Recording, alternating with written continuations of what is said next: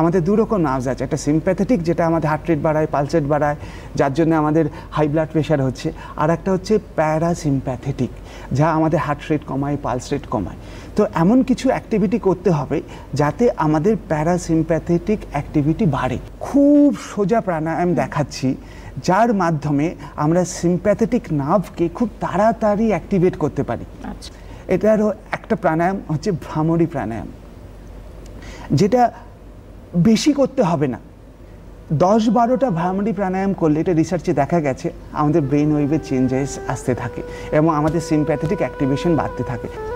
এই প্রাণায়ামটা করার জন্য যেটা করতে হবে, জাস্ট সোজা হয়ে বসতে হবে, টেক ডিপ ব্রিথ ইন, দম নিতে হবে, অ্যান্ড দম ছাড়ার সময় একটা সাউন্ড করতে হবে, হামিং সাউন্ড।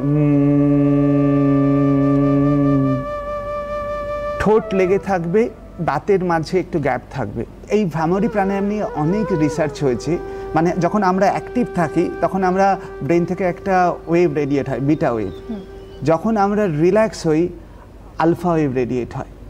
ভ্রামরী 5-6টা ভ্রামরী প্রাণায়াম করলে ইনস্ট্যান্টলি আলফা ওয়েভ রেডিয়েট হচ্ছে, ইনস্ট্যান্টলি আমরা রিল্যাক্স হচ্ছি।